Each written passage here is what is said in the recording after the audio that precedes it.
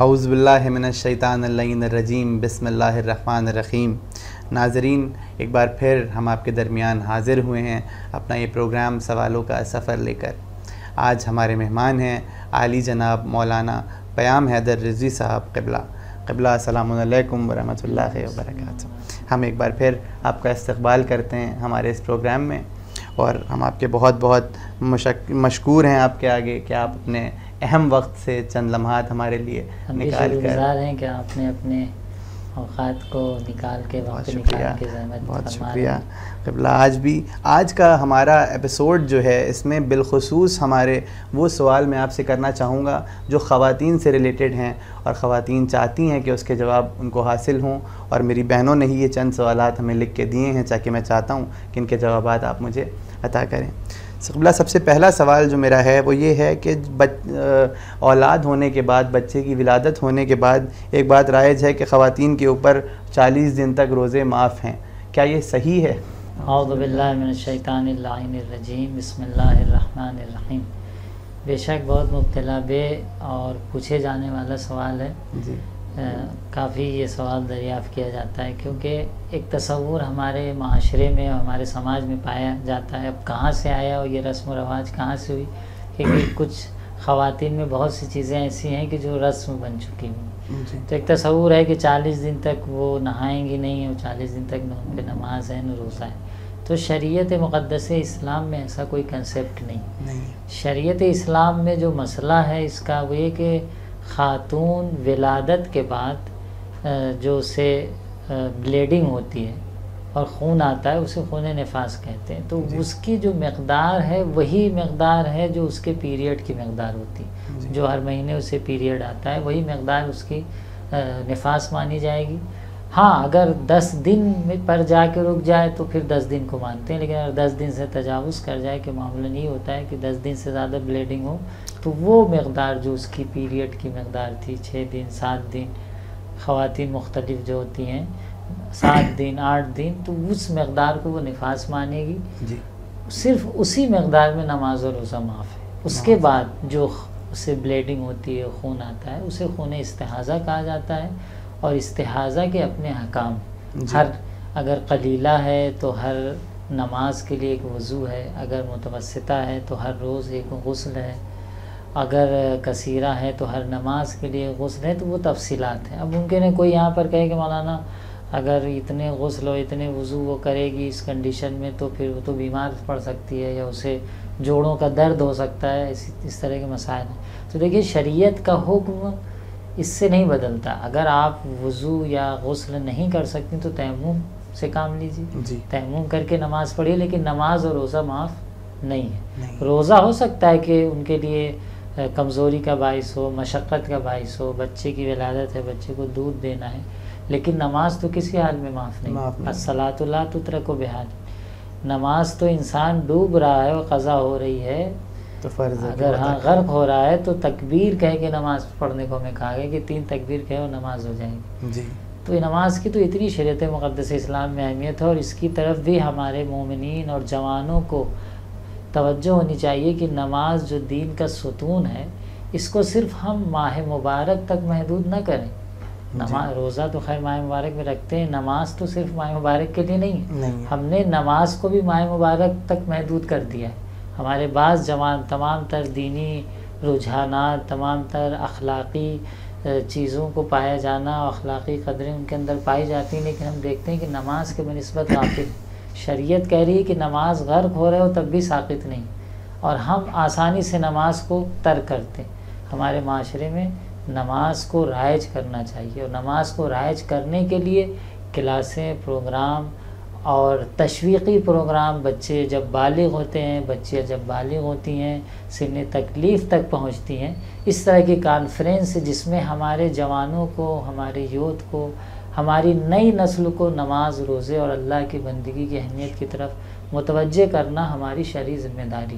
انشاءاللہ امید کرتے ہیں کہ جس طریقے سے سوشل میڈیا کے ذریعے دین کا پیغام، جس طرح سے برائیاں پہنچ رہی ہیں، اسی طرح سے دین کا پیغام اور اچھا پیغام بھی ہم تک سوشل میڈیا کے ذریعے پہنچ رہا ہے۔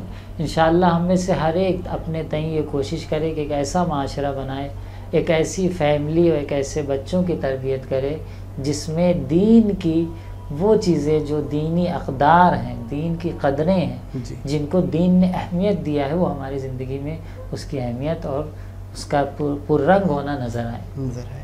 جی قبلہ، بہت شکریہ آپ کا.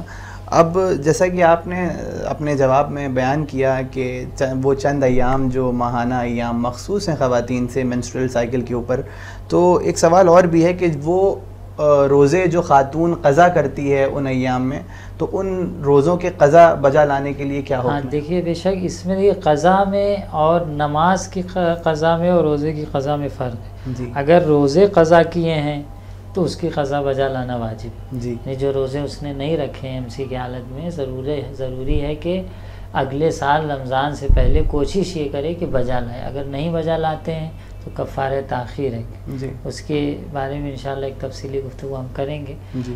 نماز کی لیکن قضا نہیں ہے، نماز معاف ہے، نماز کی قضا نہیں ہے، لیکن روزے جو اس نے اس حالت میں نہیں رکھے ان کی قضا بجا لانا شرعاً واجب ہے. جی قبلہ. اچھا، اسی ذیل میں ایک سوال اور میں آگے بڑھانا چاہوں گا کہ جو خواتین پریگننسی میں آتی ہیں، رمضان کے دوران ان کے وہ پریگننٹ ہوتی ہیں، تو ڈیورنگ پریگننسی ان کے لیے شرعی کیا حکم ہے روزہ رکھنے کا؟ ہاں، اور ہوتا بھی ہے کہ ڈاکٹر حضرات منع بھی کرتے ہیں بھائی آپ روزہ نہ رکھیں، ہو سکتا ہے آپ کے بچے کے لیے نقصان دہ ہو. جی.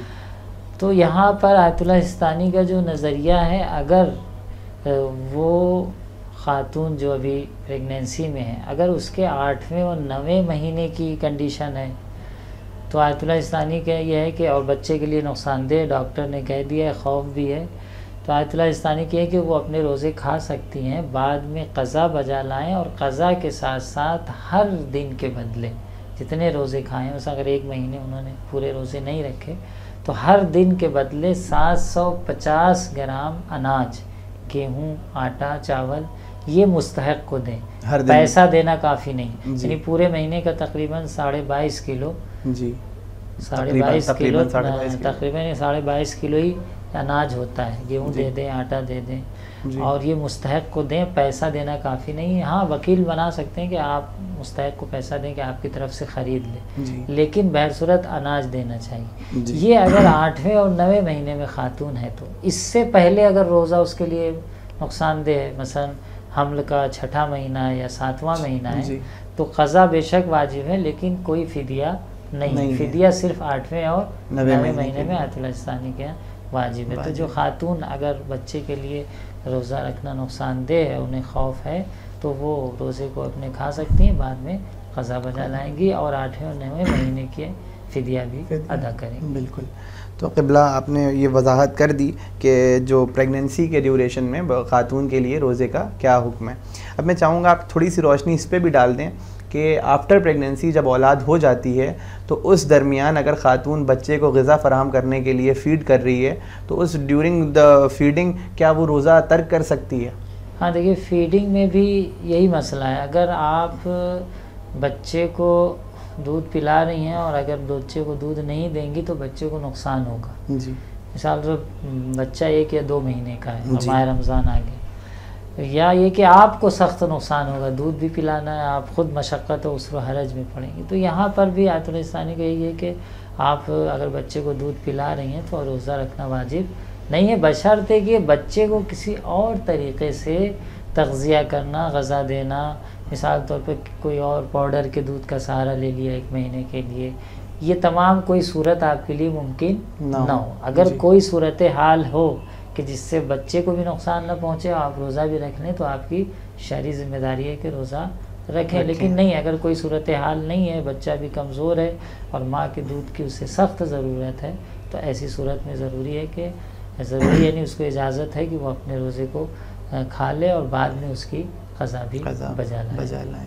اچھا قبلہ، ایک آخری میں چاہوں گا کہ آپ اس موضوع پہ بھی روشنی ڈال دیں کہ آج کل مارکیٹ میں میڈیکل سٹورز پہ اور میڈیکل اویلیبلٹی میں اس طرح کی دوائیں موجود ہیں کہ جو پلز ہوتی ہیں جو منسٹرل سائیکل کو پوسٹ پون کر دیتی ہیں، جو ملتوی کر دیتی ہیں. تو ایسی دواؤں کا لینا خواتین کے لیے کیسا ہے؟